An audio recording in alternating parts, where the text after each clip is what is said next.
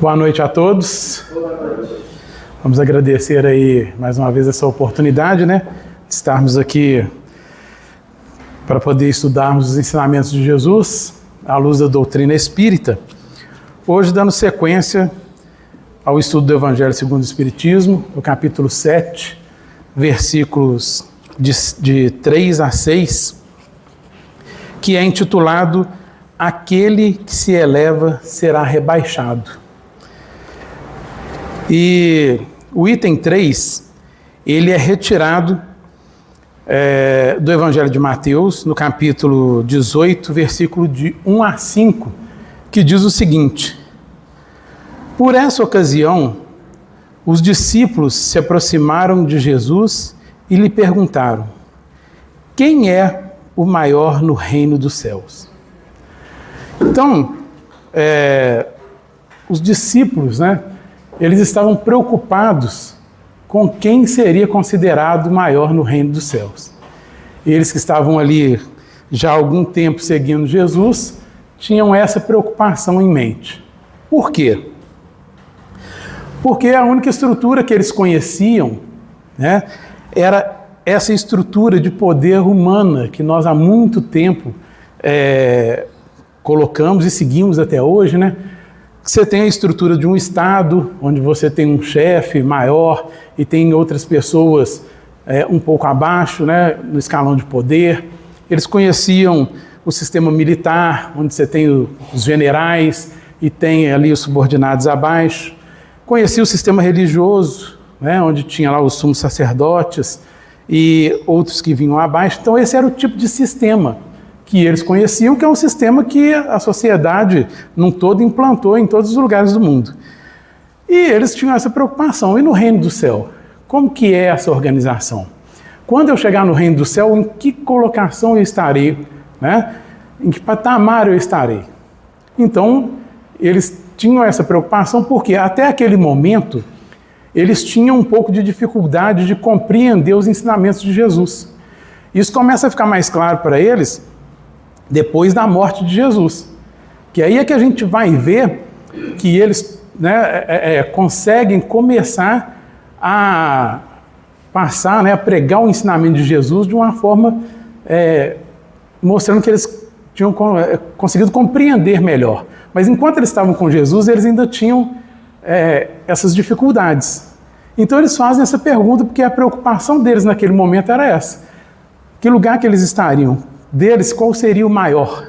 Né? Já que era falado tanto sobre o reino de Deus. E aí, Jesus lhes Jesus, chamando a si um menino, o colocou no meio deles e respondeu: Digo-vos em verdade, que se não vos converterdes e tornardes quais crianças, não entrareis no reino dos céus. Aquele, portanto, que se humilhar e se tornar pequeno como esta criança, será o maior no reino dos céus. E aquele que recebe em meu nome a uma criança, tal como acabo de dizer, é a mim mesmo que recebe. Então, para explicar para eles de uma forma mais simples, né, que ficaria mais fácil deles compreenderem, Jesus faz essa analogia com as crianças. Né? Por quê? Porque a criança é um ser de coração puro até uma determinada idade. A criança não faz essa distinção no mundo dela de qual é o tipo de importância que ela tem, qual que é o tamanho que ela tem na sociedade. Eles não têm isso em mente. Você junta um monte de meninos, eles começam a brincar e está tudo muito bem. Né? Todos eles têm o mesmo tamanho, digamos assim, né? A mesma importância. A gente só vai, mais tarde, começar a entender, né, que existem escalas dentro da sociedade e aí o nosso orgulho, a nossa vaidade vai nos chamar a procurar galgar essas escalas.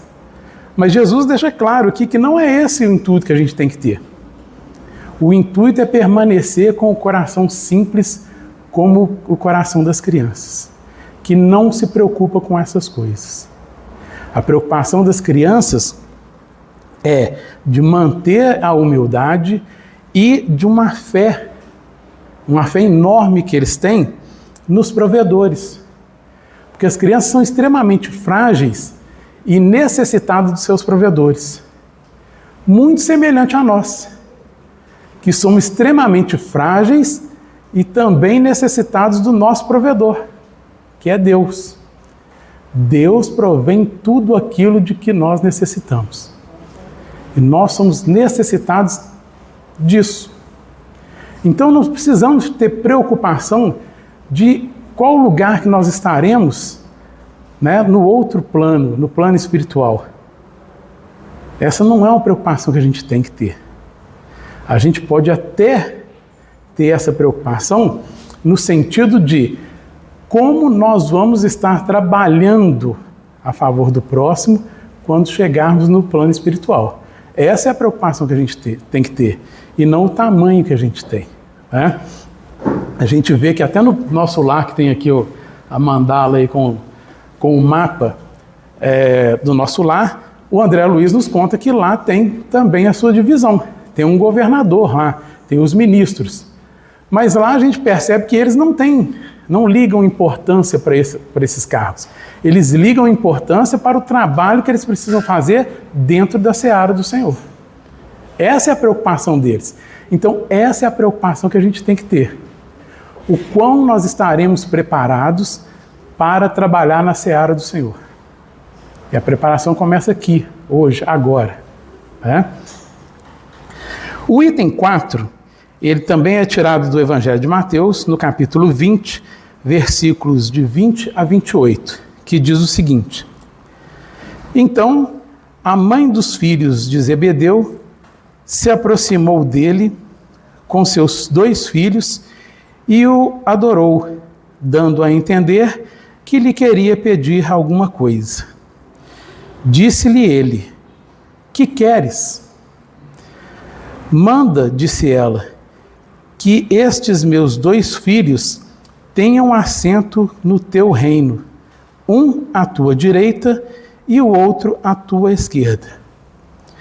Mas Jesus lhe respondeu: Não sabes o que pedes. Gente, essa resposta aqui já é o suficiente para a gente ter uma noite inteira de estudo. Não sabes o que pedes. Isso está muito relacionado a gente. Nós não conseguimos mensurar as coisas que nós pedimos a Deus. Que, na verdade, quando a gente vai fazer as orações, nós não temos nem necessidade de fazer pedidos a Deus. O único pedido que nós deveríamos fazer a Deus é que Ele continuasse nos dando força para vencer as nossas vicissitudes, né? Os nossos problemas, vencer as nossas provações. Esse é o pedido. Todas as outras necessidades, Deus sabe por que nós temos ela. Sabe até quando ela vai. E muitas vezes a gente faz pedidos sem saber o que está pedindo. Então eu tenho uma doença física e começo a orar pedindo a cura da doença para Deus. Sem saber que a doença física pode ser a minha cura espiritual. Né? Então, eu tenho uma situação financeira ruim, eu fico pedindo dinheiro, eu fico pedindo poder, eu fico pedindo fama. Né? Então, é uma série de pedidos que nós fazemos a Deus que cai nisso aqui, ó. A gente não sabe o que está pedindo. Tem um dito oriental, não vou me lembrar agora exatamente de que cultura, que diz o seguinte: se Deus realmente quisesse castigar a gente, era só Ele atender a todos os pedidos que a gente faz. Simples assim. Para a gente ter a noção do quanto os nossos pedidos são equivocados. Então ele vai lembrar isso para a mulher de Zebedeu aqui. E aí ele diz: não sabeis o que pedes.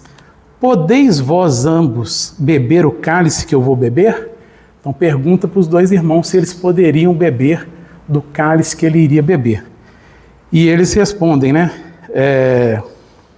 Eles responderam: podemos. Jesus lhes replicou: é certo que bebereis o cálice que eu beber. Mas, aí, antes de seguir, vamos entender um pouquinho essa questão do cálice. Nós podemos interpretar esse cálice aqui como o cálice da morte ou da desencarnação. Porque todos nós vamos passar pela desencarnação. Então Jesus afirma: sim, vocês vão beber do cálice que eu vou beber. Mas a questão é como vai se beber desse cálice. Porque Jesus veio dar um exemplo de vida, trazer um ensinamento, e o seu cálice, o momento de tomar o seu cálice, foi um momento de martírio. Então, ele diz: vocês também vão beber desse cálice. Mas como que vocês vão beber desse cálice? Estão preparados para isso? Provavelmente no futuro, todos nós passaremos por algum tipo de martírio para provar, né, que nós estamos diante, cumprindo os desígnios de Deus.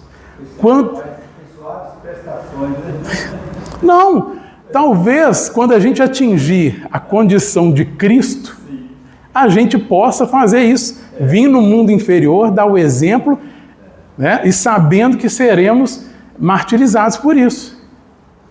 Mas isso é lá em cima. Então, esse cálice todo mundo vai beber. Mas esse que ele está falando com os dois irmãos aqui, é porque vão passar pela morte, mas vão saber passar pela morte. Essa é a questão. Porque ele sabia exatamente como é que ia ser. Ele programou, ele veio, ele estava consciente, ele estava tranquilo. Mas aquele que quer sentar do lado dele está preparado para isso? Aí é que está a questão, né? Nós vemos aí, existem até pregadores que vendem lugares próximos de Cristo, né? Parece que é fácil, mas não é, né? Não é com dinheiro que a gente vai chegar lá. E aí ele vai seguir dizendo aqui: mas, pelo que respeita a vos sentardes à minha direita ou à minha esquerda, não me cabe a mim vô-lo conceder. Isso será para aquele a quem meu Pai o tem preparado. Então, não é Jesus que vai dizer quem vai sentar ao seu lado ou não, em que posição cada um estará no reino dos céus. Ele diz que é o Pai.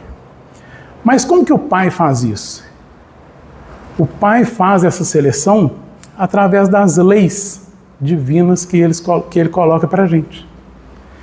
E somos nós que vamos nos colocar no reino dos céus se a gente seguir essas leis conforme é pedido. Então, se eu consigo seguir as leis, se eu consigo trabalhar dentro da seara, eu certamente terei um bom lugar no reino dos céus. Mas se eu não sigo as leis, se eu estou infringindo as leis sempre, logicamente que eu não estarei lá. Não agora, né? Preciso compreender essa situação primeiro. E é isso que esses irmãos não compreendiam. Então, assim, não é só passar pela desencarnação. A desencarnação vem para todo mundo, mas é se preparar para passar por ela e chegar do outro lado como trabalhador da seara, e não como necessitado, como a maioria de nós acaba chegando lá, como necessitados, né? Seguindo aqui, então ele vai dizer que isso cabe a Deus, né, fazer essa separação. E aí, ouvindo isso, os 10 outros apóstolos se encheram de indignação contra os dois irmãos. Jesus, chamando-os para perto de si, lhes disse: sabeis que os príncipes das nações as dominam e que os grandes os tratam como um império. Assim não deve ser entre vós. Ao contrário, aquele que quiser tornar-se o maior, seja vosso servo. E aquele que quiser ser o primeiro entre vós, seja vosso escravo. Do mesmo modo que o Filho do Homem não veio para ser servido, mas para servir e dar a vida pela redenção de muitos. Então, Jesus volta aqui à mesma questão anterior, que é da humildade. Porque é a humildade que vai definir qual é o nosso lugar na escala espiritual. Então, quando os apóstolos voltados com os irmãos, certamente que eles estavam pensando, pô, a gente que segue Jesus há tanto tempo e esses dois aí querem sentar do lado de Jesus? Começando agora? Então eles ficaram indignados com aquilo. Mas Jesus vai dizer para eles para não se preocupar com isso. Porque para sentar lá do lado dele, vai ter que fazer o contrário. Vai ter que servir. Servir ao próximo. Esse é o trabalho que nós somos convidados a fazer. Servir ao próximo. Ser escravo da causa alheia, dos necessitados. Então, é esse o caminho que nós precisamos trilhar. De estar ajudando os necessitados sempre que possível. E sempre é possível. Né? Sempre é possível ajudar as pessoas. Nem que seja com um bom dia, com um sorriso. Que muitas vezes as pessoas acham que o auxílio ele se dá única e exclusivamente através de bens materiais. E não. Existem várias formas de se ajudar as pessoas. Às vezes você tirando um tempinho para ouvir o que o outro tem para dizer, sem fazer julgamento, a pessoa só quer desabafar, você ouvir, você já está fazendo um bem danado para a pessoa. Então nós precisamos estar atentos a essas pequenas oportunidades, que muitas vezes nós estamos procurando as grandes oportunidades. Isso me lembra o livro do Dom Quixote, né? Do Cervantes. O Dom Quixote é um cara que ele sai procurando grandes aventuras. E muitas vezes na vida nós somos os Dom Quixote, nós estamos procurando coisas grandiosas para fazer. E aí deixa de fazer as coisas pequenas porque isso não é tão grande assim. Eu preciso de uma coisa maior. Eu preciso enfrentar um dragão gigante. É isso que ele queria. As coisas pequenas não estavam boas para ele. E é assim que muitas vezes a gente se comporta. Deixa de fazer as coisas pequenas procurando as grandes coisas. E quando chega coisas que são, não vou dizer que são grandiosas, mas que são um pouquinho maiores, aí a gente fala assim, não, ainda não está do tamanho que eu queria. Então a gente precisa prestar atenção nisso. Principalmente nas pequenas coisas. É possível ajudar muito mais que a gente imagina se a gente prestar atenção nas pequenas coisas. O item 5 foi tirado do Evangelho de Lucas, do capítulo 14, versículo 1, de 7 a 11, que diz o seguinte: Jesus entrou em dia de sábado na casa de um dos principais fariseus para fazer sua refeição. Os que lá estavam o observaram. Então, notando que os convidados escolhiam os primeiros lugares, propôs-lhes uma parábola, dizendo: quando fordes convidados para bodas, não tomeis o primeiro lugar, para que não se suceda que, havendo entre os convidados uma pessoa mais considerada do que vós, aquele que vos haja convidado venha a dizer-vos: dai o vosso lugar a este, e vós sejais constrangidos a ocupar, cheios de vergonha, o último lugar.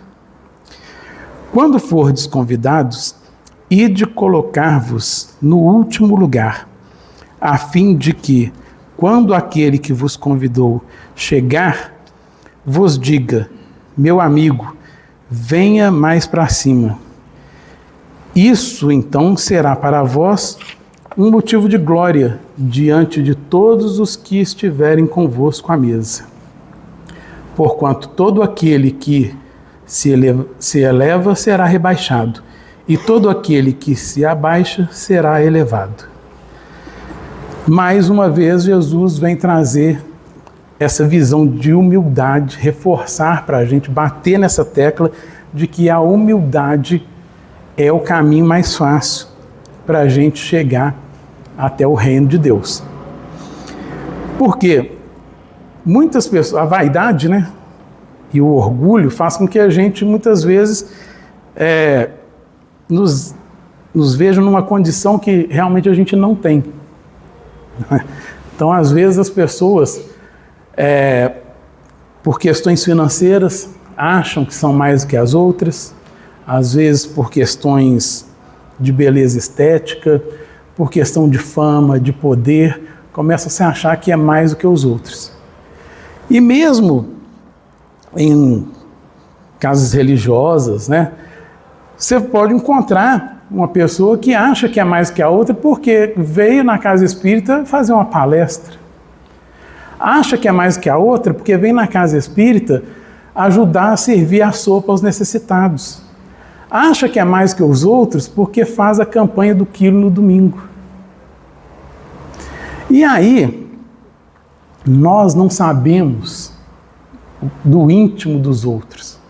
Nós não sabemos, por mais que a gente conviva com as pessoas, nós não sabemos o íntimo da pessoa, o que realmente a pessoa faz. Tem muitas coisas que, por mais próximo que a gente esteja da pessoa, a gente não sabe o que ela está fazendo.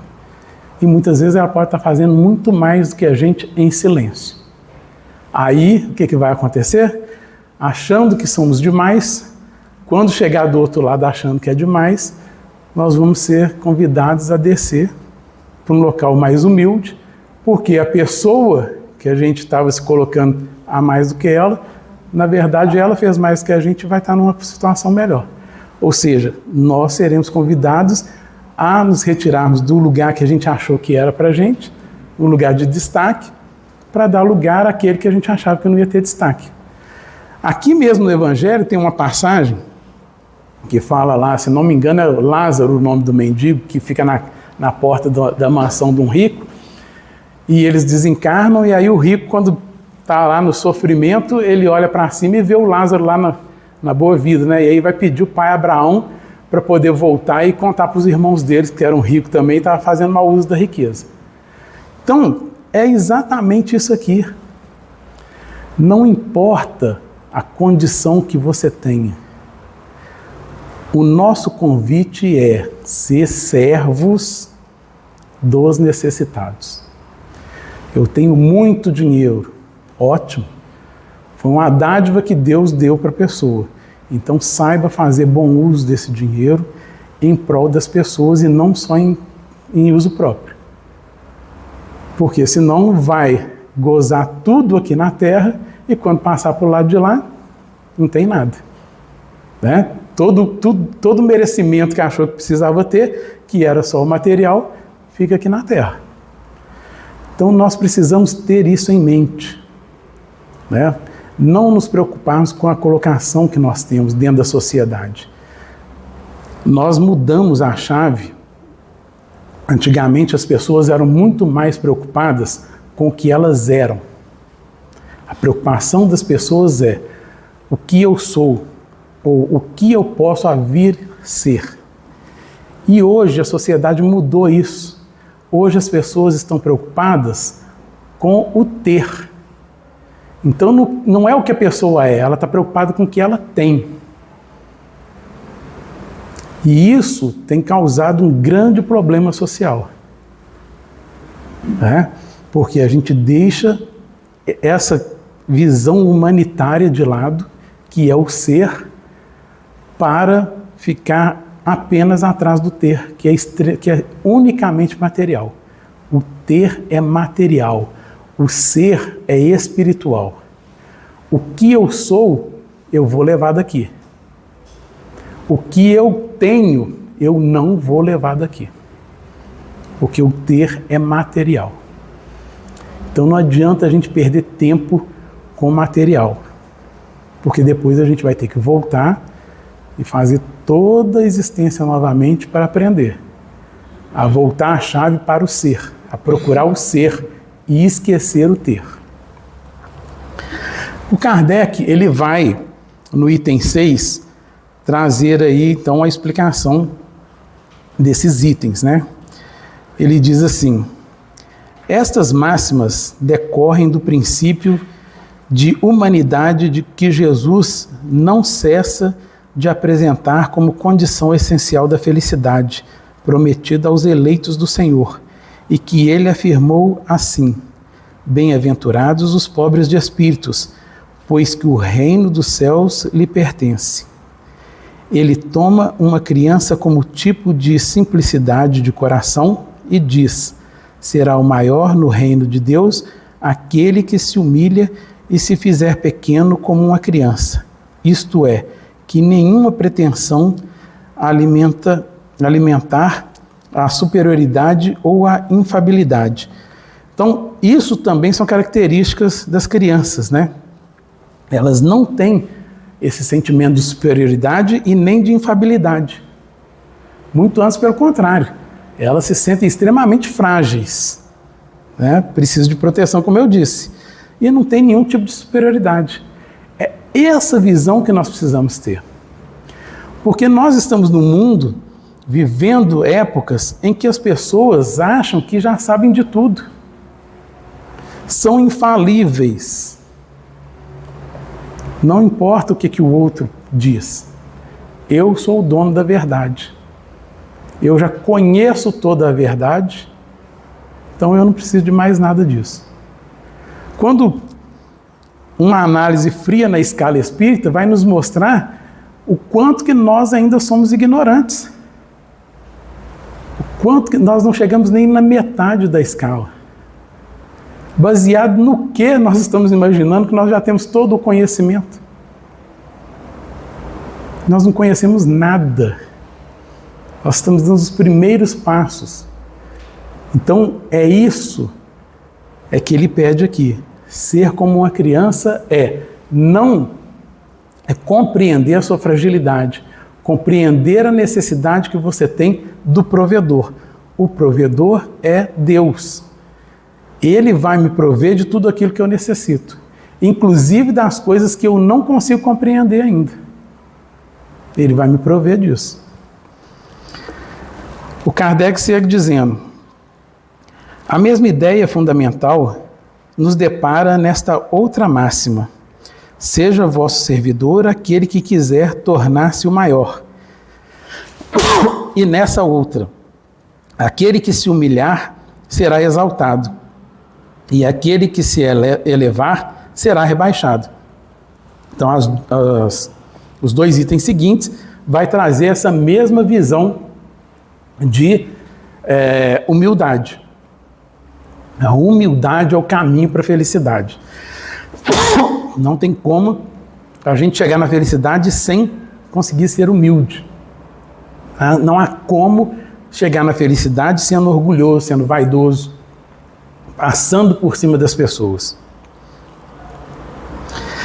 E ele vai seguir dizendo aqui: o Espiritismo sanciona pelo exemplo a teoria, mostrando-nos na posição de grandes no mundo dos espíritos os que eram pequenos na terra, e bem pequenos, muitas vezes, os que na terra eram os maiores e os mais poderosos. Então é isso. O Espiritismo ainda traz essa vantagem para a gente. A gente consegue, no contato com os espíritos, ver que a posição que eles tinham na terra muitas vezes se inverte. Eram grandes aqui, passam a ser pequenos no mundo espiritual, e vice-versa. É que os primeiros, ao morrerem, levam consigo aquilo que fez a verdadeira grandeza, aquilo que faz a verdadeira grandeza no céu, e que não se prende nunca, e não se perde nunca, que são as virtudes, ao passo que os outros tiveram de deixar aqui o que lhes constituía a grandeza terrena, e que não se leva para a outra vida. Então, o que não se leva para outra vida e que a gente, fica correndo atrás aqui? A riqueza, os títulos, a glória, a nobreza do nascimento. Então, essas são coisas que tornam as pessoas grandes perante as sociedades dos encarnados, mas não tornam elas grandes na sociedade dos desencarnados. Então, a gente precisa ter isso em mente. Nada mais possuindo, senão isso, chegam ao outro mundo privados de tudo, como náufragos que tudo perderam, até as próprias roupas. Conservaram apenas o orgulho, que mais humilhante lhes torna a nova posição, porquanto vêm colocados acima de si e resplandecentes de glória os que eles na terra espezinhavam. Então, ainda tem isso. Seremos convidados a ver acima de nós aqueles que a gente estava espezinhando, aqueles que a gente achava que era maior do que a gente. Então a gente vai ver que eles estão acima de nós, porque tiveram uma vida espiritual melhor do que a nossa, que estamos preocupados só com a vida material. O Espiritismo aponta-nos outra aplicação do mesmo princípio nas encarnações sucessivas, mediante as quais os que, numa existência, ocuparam as mais elevadas posições, descem em existências seguintes às mais ínfimas condições, desde que os tenham dominado o orgulho e a ambição.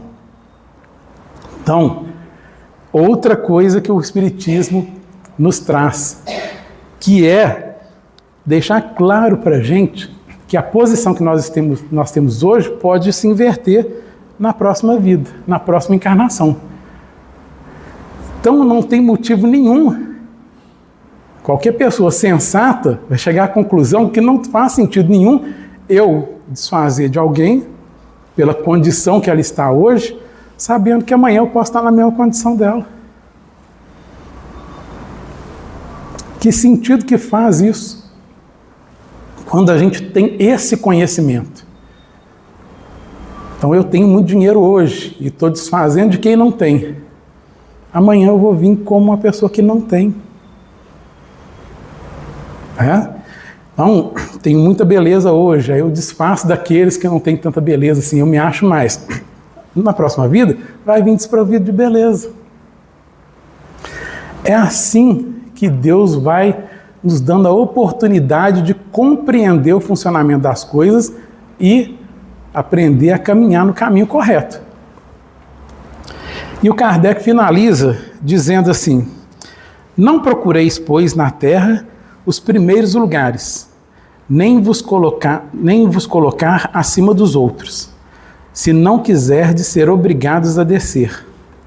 Buscai, ao contrário, o lugar mais humilde e mais modesto, porquanto Deus saberá dar-vos um mais elevado no céu, se o merecerdes. Então, essa é a mensagem que o Kardec traz nesse item, de que a nossa necessidade principal é trabalhar em prol dos outros, com humildade. Essa humildade é que vai nos colocar, e aí a gente não precisa ter preocupação em relação a isso, mas que vai nos colocar no plano espiritual numa condição boa ou ruim. Então está na nossa mão, exclusivamente nas nossas mãos, qual o caminho que nós vamos tomar, que posição nós vamos assumir quando nós entrarmos no plano espiritual.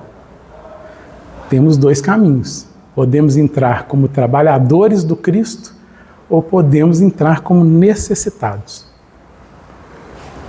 Mas, não se preocupe, nós temos a eternidade inteira para pegar o caminho correto. Muito obrigado pela oportunidade. O tempo acabou.